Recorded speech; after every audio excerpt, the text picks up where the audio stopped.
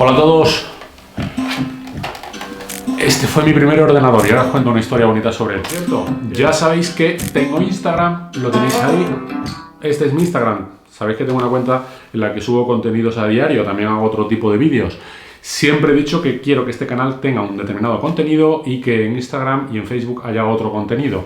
Alguna vez me he visto obligado a subir aquí a YouTube algún Oppo desayuno y no es el mismo tipo, el perfil contenido de vídeos que tiene en cambio el canal de YouTube, que está pensado para cosas más, digamos, didácticas, de otro perfil, de otro contenido. Pero bueno. Y ahora os quiero contar, y esto viene mucho al hilo precisamente de una publicación que hice ayer y que tuvo bastante aceptación en Instagram, acerca de levántate y pelea. Os quiero contar además algo que es enteramente personal, algo que es muy íntimo, muy personal. Después de dar muchas vueltas, quiero hablar de una persona que para mí ha sido crucial y me ha enseñado mucho acerca de la vida y mucho acerca de eso que digo, de la necesidad, de la importancia de levantarse y seguir peleando. Os quiero hablar de una persona que, pese a haber estudiado magisterio, y sé que muchos de los que me seguís habéis hecho magisterio y estáis opositando para los cuerpos docentes, a pesar de eso, como digo, nunca ejerció como tal de maestro. La vida le llevó por otro camino.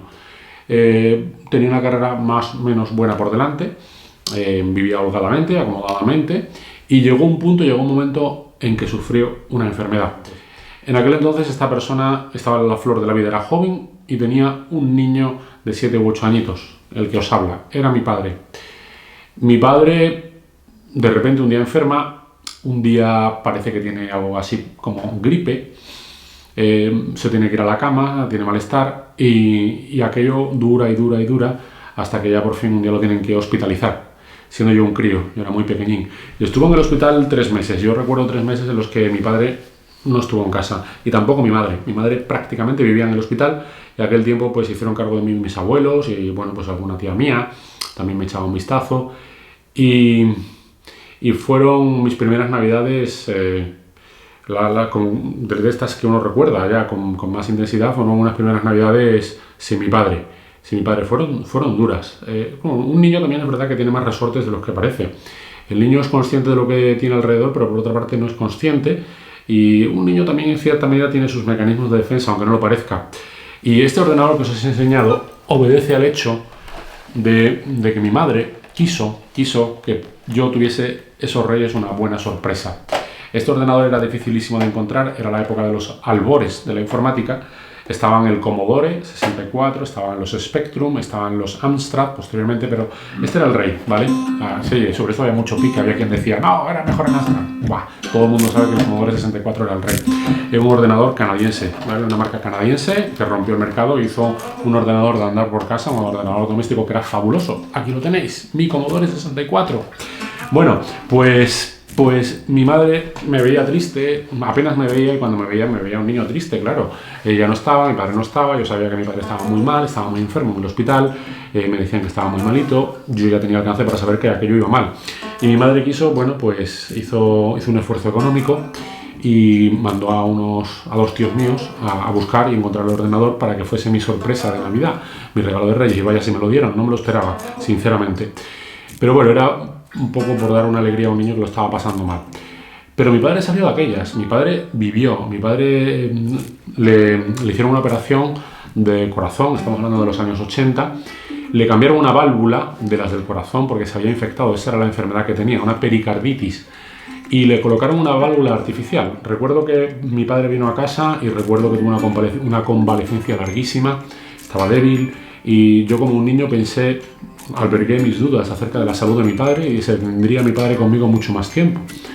Pero bueno, mi padre se remontó con el paso del tiempo, más o menos empezó a hacer una vida normal, pero no pudo volver a trabajar. Él tenía una profesión de estrés, digamos que se dedicaba al tema comercial, era director y bueno, pues era mucho estrés y le dieron una, por entonces llamada invalidez, hoy en día sería una incapacidad, y no pudo volver a trabajar. Y tuvo que quedarse en casa. Y os estoy hablando de una época en la que los hombres no hacían labores domésticas, lamentablemente. Hoy en día la sociedad ha cambiado y está en vías de profundo cambio y espero que así siga siendo. Yo he tenido un ejemplo en casa y a mí no me pasa absolutamente nada por tener que pasar una aspiradora, por hacer una cama, limpiar un baño, hacer la cena. De hecho, es mi cometido habitual, el de las cenas en casa. No me pasa absolutamente nada porque lo vi en mi padre, pero mi padre no lo asumió de buen grado. Mi padre era de otra generación. Esto no es ninguna crítica, al contrario, se trata de personas que son fruto del entorno sociocultural de aquella época, que era el que era. Hoy, favorablemente eso ha avanzado. Y bueno, pues tenemos otra cosa distinta, pero en aquel entonces no fue así. Y fue muy duro ver como un hombre que se había estado ganando la vida muy bien, de la noche a la mañana tenía que quedarse en casa y era el que tenía que hacer labores domésticas porque mi madre trabajaba. Y yo aquello lo viví con pesar. Fue una etapa dura de ver a un hombre adulto, tu padre, tu referencia, intentando adaptarse a la vida, intentando hacer otro tipo de vida, acomodarse a las nuevas circunstancias, hacer algo que en principio le desagradaba, aunque luego lo terminó haciendo sin más y tampoco le importó. Y para mí aquello fue una referencia, siendo yo un crío. De alguna forma creo que me marcó, aunque fuese mi subconsciente y en ese momento yo no me diese cuenta. Y luego vino otra de las grandes caídas. Parecía que todo estaba más o menos superado, que mi padre no trabajaría, que mi padre seguiría en esas circunstancias, más o menos se había acomodado ya a que su vida había cambiado. Ya era yo adolescente y de repente recibimos una carta que nos dice que todas las válvulas que habían implantado, que eran de una empresa alemana, eran defectuosas. Con lo cual tenían que volver a someter a mi padre a una segunda intervención quirúrgica a corazón abierto nuevamente. Había que sustituir la válvula defectuosa y colocarle una nueva válvula mitral. Era una operación de alto riesgo, bastante complicada, por lo menos teniendo en cuenta los avances de la cirugía en aquel momento. Hoy probablemente se encuentran más avanzados, pero en aquel momento pues tenía sus dificultades. Mi padre ya había tenido una primera operación de corazón. Mi padre además, lamentablemente, había sido fumador. Había evolucionado bien, pero volver a someterse a una nueva operación quirúrgica de corazón de aquella envergadura supuso un jarro de agua fría en casa que os podéis imaginar. Directamente, por decirlo sin tapujos,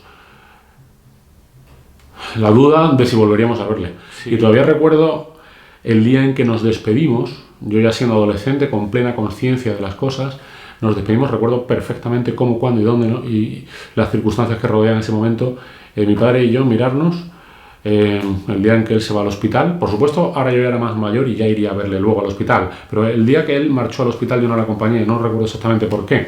A lo mejor porque no había sitio en el coche, iban mis abuelos, iba mi madre, y yo me despedí de él en casa. La acompañé abajo hasta el coche y me despedí de él en el coche y los dos nos miramos y claramente nos dijimos con la mirada: hasta luego, no sabemos si nos vamos a volver a ver.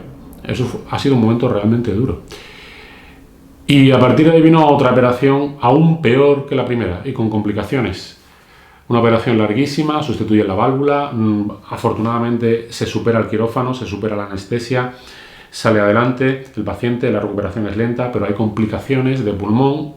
La cosa fue francamente mal, sin llegar a poder decir que en efecto la operación fue con resultado de fallecimiento, de muerte. En cambio tuvo mucha complejidad y mi padre volvió otra vez a tirarse en el hospital meses. Y nuevamente las incertidumbres. Yo ya tenía más defensas, más armas, o no. Quién sabe si un adolescente tiene más conocimiento, pero a su vez menos herramientas que un chaval, que un crío como yo era la primera vez. El caso, que fuere como fuere, al final lo superó. Lo superó y volvió otra vez esa etapa de volver a casa y empezar otra vez de nuevo. Y ahí fue cuando tomé conciencia de la importancia de levantarse después de cada caída.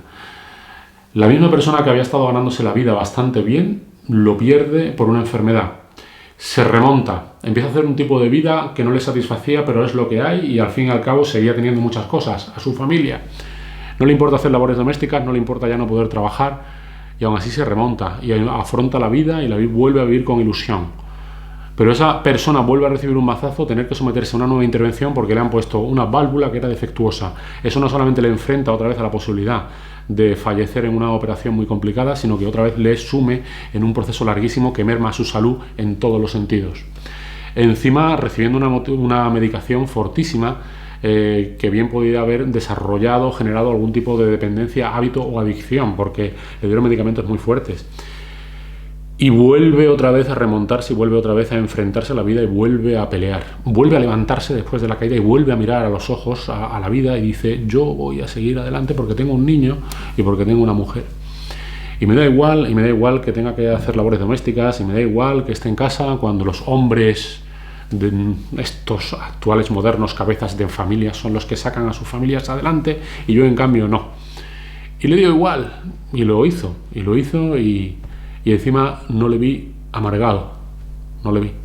Y me enseñó el valor del hombre, me enseñó el valor de la persona, de la capacidad de luchar. No importa la cartera, no importa los títulos, lo que importa es realmente ser capaz de luchar y de levantarte una y otra vez cada vez que te caigas, porque te vas a caer muchas. Te podrás caer de esta forma, te podrás caer suspendiendo un examen, te podrás caer de 1000 maneras, pero tienes necesariamente que levantarte y pelear, porque en esta vida nadie te va a dar nada.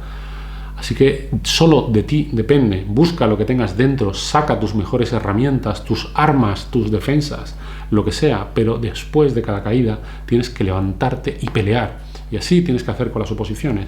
Esta fue la persona que me enseñó. Esta misma persona con el tiempo se restableció y se curó. Y yo albergué muchísimas dudas acerca del tiempo que mi padre estaría conmigo, porque yo era consciente de que mi padre tenía la salud delicada. Y así se tiró durante muchos años, y aguantó, menuda capacidad de resistencia, hasta que por fin le vino otra enfermedad y ya no pudo salvarse, fue un cáncer. No tenía nada que ver con lo anterior, fijaos, paradojas de la vida. Al final resulta que por toda esa debilidad que arrastraba a nivel cardiorrespiratorio, corazón, pulmones, no solo llevó el cáncer, bueno, el cáncer supuso tener que operarle, pero a partir de ahí fue un día, sufrió una parada cardíaca de tan débil, tan castigado que estaba ese corazón después de tanta intervención quirúrgica. Muchos años después le diagnostican un cáncer. Me acuerdo del día que paseaba con él y me dice, me tengo que sentar, hijo. Era en concreto en Sevilla, cerca de la avenida de Manuel Siurot, cerca del Parque de María Luisa, para que os situéis.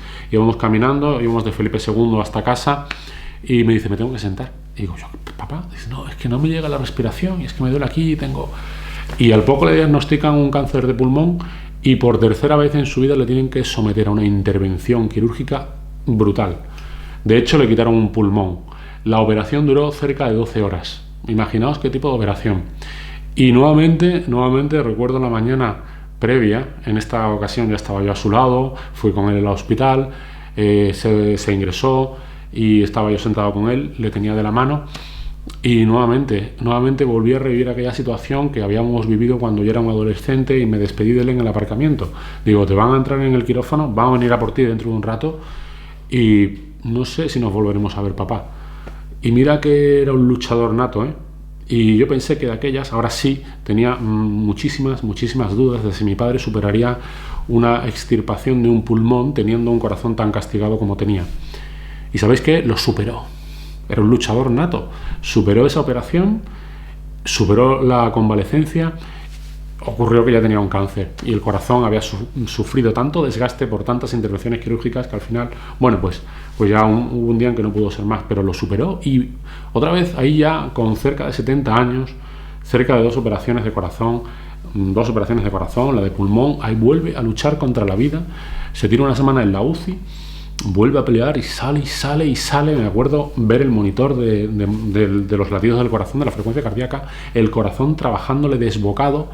Yo le decía al médico, es normal que ahora le esté latiendo el corazón a esa velocidad, porque ya estaba en la UCI tranquilo, ya le habían operado, había superado eso y el corazón le latía rápido, probablemente estuviese medicado, estuviese con algún tipo de medicamento que estimulase el movimiento y el médico no me decía nada, sí, es normal, no te preocupes, pero yo sabía que un corazón que latía con esa velocidad y que había tenido tanto estrés, que había sido sometido a 2 intervenciones, sabía que aquello lamentablemente no podía ser cosa de mucho tiempo, pero salió y vivió todavía algún tiempo y bueno, eso ya sí que no es parte de esto. Esta misma persona me acompañó en uno de los momentos más duros de la oposición. Hubo tiempo que yo estuve opositando y vivía solo. Y hubo un tiempo en que volví a casa de mis padres y yo recuerdo, fijaos, tengo un recuerdo de él que fue el mismo que en su entierro dije, el día del entierro no hubo un cura, no pudo ser, circunstancias de la vida. Era Semana Santa, en Semana Santa era dificilísimo encontrar un párroco, encima el entierro tuvo que ser en otra localidad, tuvimos que viajar, con lo cual fue imposible organizarlo para que en el cementerio hubiese un cura y me tocó a mí hablar. ¿Y sabéis lo que les dije a la familia, a los allegados, a los que estaban allí? Digo, ¿sabéis cómo lo recuerdo? Lo recuerdo cuando yo era opositor lo recuerdo cuando terminaba mi jornada de estudio, lo recuerdo cuando se sentaba conmigo a ver una película y me daba de la mano. 2 tiarrones dados de la mano. Mi padre me daba su apoyo, me daba su cariño en ese momento. Mi padre en ese momento me veía pasando una fase de extrema dificultad y, oye, pues a pesar de que se pueda pensar, vaya ñoñería, ¿no? Dice, ¿qué hace un tiarrón ya de 20 y tantos años y otro señor ahí? En aquel, ¿cuánto tendría mi padre? Tendría 50 y tantos. ¿Qué hacen 2 tiarrones dándose de la mano? Pues mira, me cogía de la mano y veíamos la película juntos los 2 de la mano. Y así mi padre me daba sus ánimos y era su forma de decirme que estaba conmigo en ese momento del día en que podíamos compartir los 2, viendo una película, ¿vale? Porque llegó un punto en que yo ya cada noche estaba tan quemado, estaba tan cansado, que lo que hacía era ver una película. Y recuerdo que mi padre se acercaba a un videoclub, de los que entonces había, alquilaba una película, a veces eran auténticos bodrios, y todas las noches, o casi todas, no todas, pero bueno, con cierta frecuencia, pues nos veíamos los 2 una película de la mano. Y esa es la historia, y ese es el recuerdo que guardo de este hombre, que me enseñó la importancia de levantarse cada vez que te caigas. Y es que cumplió con lo que tiene que hacer un padre, estar ahí cada vez que su hijo se cae y enseñarle a levantarse. Y eso es, en definitiva, lo que yo también quiero transmitiros a vosotros. Cuando os caigáis, y os caeréis muchas veces, sabéis aquello de que siempre hay 2 tipos de opositores, el que se ha caído y el que está por caerse. Pues es importantísimo, de verdad, que asumáis e interioricéis que os vais a caer, lamentablemente, ojalá no os pase, pero suele pasar, es así. No creáis que esto es pesimismo, es la realidad. Y al final quien aprueba es que él es aquel que es capaz de levantarse. No va a aprobar el superdotado, ni el coquito, ni aquel que sacaba matrículas de honor durante la universidad. No lo va a sacar aquel que es especialmente brillante, aunque eso le pueda servir. Esto es sobre todo una prueba de resistencia emocional. Esto es lo que no te cuenta nadie. Yo sí te lo conté en el libro. Esto es una prueba que pone al límite a la persona, a sus defensas emocionales, a su resistencia psicológica. Y aquel que tenga la entereza, la fortaleza mental de levantarse una y otra vez y de seguir estudiando a pesar de creer que no es posible, es aquel que lo consigue. Creedme, funciona así. Y hoy he querido rendirle un homenaje al hombre que me enseñó la importancia de levantarse después de cada caída. Muchísimas gracias por vuestra presencia. Espero que os haya gustado.